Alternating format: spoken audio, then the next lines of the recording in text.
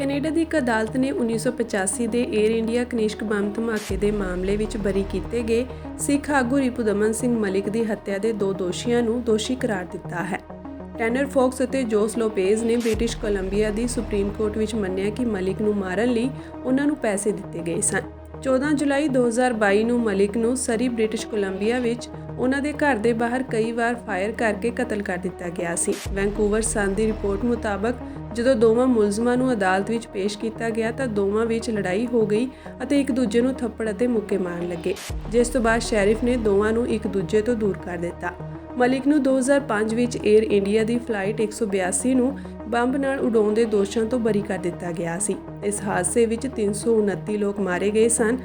ਹਾਲਾਂਕਿ ਰਿਪੁਦਮਨ ਸਿੰਘ ਮਲਿਕ ਦੀ ਹੱਤਿਆ ਦਾ ਸਿੱਧੇ ਤੌਰ ਤੇ 1985 ਦੇ ਬੰਬ ਧਮਾਕਿਆਂ ਨਾਲ ਕੋਈ ਸਬੰਧ ਨਹੀਂ ਹੈ। ਉਹਨਾਂ ਨੂੰ ਇਸ ਮਾਮਲੇ ਵਿੱਚ ਸ਼ੱਕੀ ਵਜੋਂ ਦੇਖਿਆ ਗਿਆ ਹੈ। ਅਦਾਲਤ ਵਿੱਚ ਪੇਸ਼ ਕੀਤੇ ਗਏ ਤੱਥਾਂ ਦੇ ਅਨੁਸਾਰ ਫੌਕਸ ਅਤੇ ਲੋਪੇਜ਼ ਨੂੰ ਕਤਲ ਕਰਨ ਲਈ ਫਿਰੌਤੀ ਦਿੱਤੀ ਗਈ ਸੀ। ਇਹਨਾਂ ਦੋਵਾਂ ਦੇ ਪਿੱਛੇ ਮਾਸਟਰਮਾਈਂਡ ਦੀ ਅਜੇ ਤੱਕ ਪਛਾਣ ਨਹੀਂ ਹੋ ਸਕੀ ਹੈ। ਮਲਿਕ ਦੇ ਪਰਿਵਾਰ ਨੇ ਹੱਤਿਆ ਦੀ ਯੋਜਨਾ ਬਣਾਉਣ ਵਾਲਿਆਂ ਨੂੰ ਗ੍ਰਿਫਤਾਰ ਕਰਨ ਦੀ ਅਪੀਲ ਕੀਤੀ ਹੈ। ਮਲਿਕ ਦੇ ਪਰਿਵਾਰ ਨੇ ਸਥਾਨਕ ਮੀਡੀਆ ਨੂੰ ਦੱਸਿਆ ਕਿ ਉਹ ਕਾਤਲਾਂ ਨੂੰ ਨਿਆਂ ਦੇ ਕਟਹਿਰੇ ਵਿੱਚ ਲਿਆਉਣ ਲਈ ਸ਼ੁਕਰਗੁਜ਼ਾਰ ਹਨ, ਪਰ ਇਸ ਤਰ੍ਹਾਂ ਪਰਿਵਾਰ ਦੇ ਕਿਸੇ ਮੈਂਬਰ ਨੂੰ ਗਵਾਉਣ ਦਾ ਦਰਦ ਕਦੇ ਦੂਰ ਨਹੀਂ ਹੋਵੇਗਾ। ਇਸ ਦੇ ਨਾਲ ਹੀ ਉਹਨਾਂ ਮੰਗ ਕੀਤੀ ਕਿ ਜਿਨ੍ਹਾਂ ਲੋਕਾਂ ਨੇ ਇਹਨਾਂ ਕਾਤਲਾਂ ਨੂੰ ਫਿਰੌਤੀ ਦਿੱਤੀ ਉਹਨਾਂ ਨੂੰ ਵੀ ਫੜਿਆ ਜਾਵੇ। ਅਦਾਲਤ ਵਿੱਚ ਦੋਸ਼ੀ ਪਾਏ ਜਾਣ ਤੋਂ ਬਾਅਦ ਦੋਵਾਂ ਮੁਲਜ਼ਮਾਂ ਨੂੰ ਜੇਲ੍ਹ ਭੇਜ ਦਿੱਤਾ ਗਿਆ। ਅਦਾਲਤ ਨੇ ਸਜ਼ਾ ਦੀ ਅਗਲੀ ਤਰੀਕ 31 ਅਕਤੂਬਰ 2024 ਤੈਅ ਕੀਤੀ ਹੈ, ਜਿਸ ਵਿੱਚ ਦੋਵਾਂ ਦੋਸ਼ੀਆਂ ਨੂੰ ਘੱਟੋ-ਘੱਟ 20 ਸਾਲ ਦੀ ਸਜ਼ਾ ਹੋ ਸਕਦੀ ਹੈ।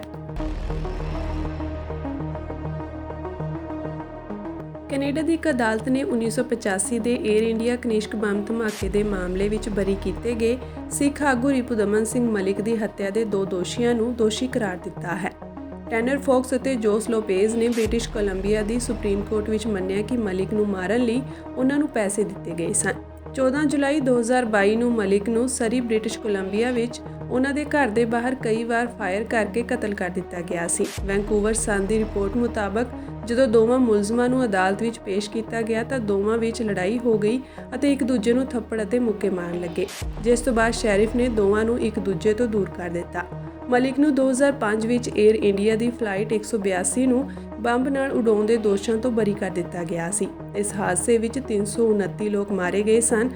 ਹਾਲਾਂਕਿ ਰਿਪੁਦਮਨ ਸਿੰਘ ਮਲਿਕ ਦੀ ਹੱਤਿਆ ਦਾ ਸਿੱਧੇ ਤੌਰ ਤੇ 1985 ਦੇ ਬੰਬ ਧਮਾਕਿਆਂ ਨਾਲ ਕੋਈ ਸਬੰਧ ਨਹੀਂ ਹੈ। ਉਹਨਾਂ ਨੂੰ ਇਸ ਮਾਮਲੇ ਵਿੱਚ ਸ਼ੱਕੀ ਵਜੋਂ ਦੇਖਿਆ ਗਿਆ ਹੈ। ਅਦਾਲਤ ਵਿੱਚ ਪੇਸ਼ ਕੀਤੇ ਗਏ ਤੱਥਾਂ ਦੇ ਅਨੁਸਾਰ ਫੌਕਸ ਅਤੇ ਲੋਪੇਜ਼ ਨੂੰ ਕਤਲ ਕਰਨ ਲਈ ਫਿਰੌਤੀ ਦਿੱਤੀ ਗਈ ਸੀ। ਇਹਨਾਂ ਦੋਵਾਂ ਦੇ ਪਿੱਛੇ ਮਾਸਟਰਮਾਈਂਡ ਦੀ ਅਜੇ ਤੱਕ ਪਛਾਣ ਨਹੀਂ ਹੋ ਸਕੀ ਹੈ।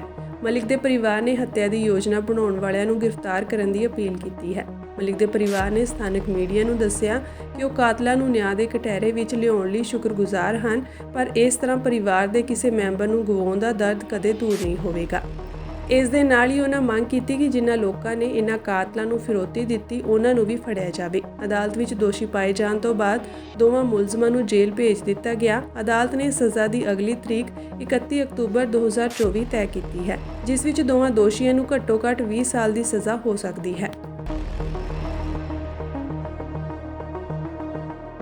ਕੈਨੇਡਾ ਦੀ ਇੱਕ ਅਦਾਲਤ ਨੇ 1985 ਦੇ ਏਅਰ ਇੰਡੀਆ ਕਨਿਸ਼ਕ ਬੰਬ ਧਮਾਕੇ ਦੇ ਮਾਮਲੇ ਵਿੱਚ ਬਰੀ ਕੀਤੇ ਗਏ ਸਿੱਖ ਆਗੂ ਰਿਪੁਦਮਨ ਸਿੰਘ ਮਲਿਕ ਦੀ ਹੱਤਿਆ ਦੇ 2 ਦੋਸ਼ੀਆਂ ਨੂੰ ਦੋਸ਼ੀ ਕਰਾਰ ਦਿੱਤਾ ਹੈ। ਟੈਨਰ ਫੌਕਸ ਅਤੇ ਜੋਸ ਲੋਪੇਜ਼ ਨੇ ਬ੍ਰਿਟਿਸ਼ ਕੋਲੰਬੀਆ ਦੀ ਸੁਪਰੀਮ ਕੋਰਟ ਵਿੱਚ ਮੰਨਿਆ ਕਿ ਮਲਿਕ ਨੂੰ ਮਾਰਨ ਲਈ ਉਹਨਾਂ ਨੂੰ ਪੈਸੇ ਦਿੱਤੇ ਗਏ ਸਨ। 14 ਜੁਲਾਈ 2022 ਨੂੰ ਮਲਿਕ ਨੂੰ ਸਰੀ ਬ੍ਰਿਟਿਸ਼ ਕੋਲੰਬੀਆ ਵਿੱਚ ਉਹਨਾਂ ਦੇ ਘਰ ਦੇ ਬਾਹਰ ਕਈ ਵਾਰ ਫਾਇਰ ਕਰਕੇ ਕਤਲ ਕਰ ਦਿੱਤਾ ਗਿਆ ਸੀ। ਵੈਂਕੂਵਰ ਸਨ ਦੀ ਰਿਪੋਰਟ ਮੁਤਾਬਕ ਜਦੋਂ ਦੋਵਾਂ ਮੁਲਜ਼ਮਾਂ ਨੂੰ ਅਦਾਲਤ ਵਿੱਚ ਪੇਸ਼ ਕੀਤਾ ਗਿਆ ਤਾਂ ਦੋਵਾਂ ਵਿੱਚ ਲੜਾਈ ਹੋ ਗਈ ਅਤੇ ਇੱਕ ਦੂਜੇ ਨੂੰ ਥੱਪੜ ਅਤੇ ਮੁੱਕੇ ਮਾਰਨ ਲੱਗੇ, ਜਿਸ ਤੋਂ ਬਾਅਦ ਸ਼ੈਰਿਫ ਨੇ ਦੋਵਾਂ ਨੂੰ ਇੱਕ ਦੂਜੇ ਤੋਂ ਦੂਰ ਕਰ ਦਿੱਤਾ। ਮਲਿਕ ਨੂੰ 2005 ਵਿੱਚ ਏਅਰ ਇੰਡੀਆ ਦੀ ਫਲਾਈਟ 182 ਨੂੰ ਬੰਬ ਨਾਲ ਉਡਾਉਣ ਦੇ ਦੋਸ਼ਾਂ ਤੋਂ ਬਰੀ ਕਰ ਦਿੱਤਾ ਗਿਆ ਸੀ। ਇਸ ਹਾਦਸੇ ਵਿੱਚ 329 ਲੋਕ ਮਾਰੇ ਗਏ ਸਨ। ਹਾਲਾਂਕਿ ਰਿਪੁਦਮਨ ਸਿੰਘ ਮਲਿਕ ਦੀ ਹੱਤਿਆ ਦਾ ਸਿੱਧੇ ਤੌਰ ਤੇ 1985 ਦੇ ਬੰਬ ਧਮਾਕਿਆਂ ਨਾਲ ਕੋਈ ਸਬੰਧ ਨਹੀਂ ਹੈ। ਉਹਨਾਂ ਨੂੰ ਇਸ ਮਾਮਲੇ ਵਿੱਚ ਸ਼ੱਕੀ ਵਜੋਂ ਦੇਖਿਆ ਗਿਆ ਹੈ। ਅਦਾਲਤ ਵਿੱਚ ਪੇਸ਼ ਕੀਤੇ ਗਏ ਤੱਥਾਂ ਦੇ ਅਨੁਸਾਰ ਫੌਕਸ ਅਤੇ ਲੋਪੇਜ਼ ਨੂੰ ਕਤਲ ਕਰਨ ਲਈ ਫਿਰੌਤੀ ਦਿੱਤੀ ਗਈ ਸੀ। ਇਹਨਾਂ ਦੋਵਾਂ ਦੇ ਪਿੱਛੇ ਮਾਸਟਰਮਾਈਂਡ ਦੀ ਅਜੇ ਤੱਕ ਪਛਾਣ ਨਹੀਂ ਹੋ ਸਕੀ ਹੈ। ਮਲਿਕ ਦੇ ਪਰਿਵਾਰ ਨੇ ਹੱਤਿਆ ਦੀ ਯੋਜਨਾ ਬਣਾਉਣ ਵਾਲਿਆਂ ਨੂੰ ਗ੍ਰਿਫਤਾਰ ਕਰਨ ਦੀ ਅਪੀਲ ਕੀਤੀ ਹੈ। ਮਲਿਕ ਦੇ ਪਰਿਵਾਰ ਨੇ ਸਥਾਨਕ ਮੀਡੀਆ ਨੂੰ ਦੱਸਿਆ ਕਿ ਉਹ ਕਾਤਲਾਂ ਨੂੰ ਨਿਆਂ ਦੇ ਕਟਹਿਰੇ ਵਿੱਚ ਲਿਆਉਣ ਲਈ ਸ਼ੁਕਰਗੁਜ਼ਾਰ ਹਨ, ਪਰ ਇਸ ਤਰ੍ਹਾਂ ਪਰਿਵਾਰ ਦੇ ਕਿਸੇ ਮੈਂਬਰ ਨੂੰ ਗਵਾਉਣ ਦਾ ਦਰਦ ਕਦੇ ਦੂਰ ਨਹੀਂ ਹੋਵੇਗਾ।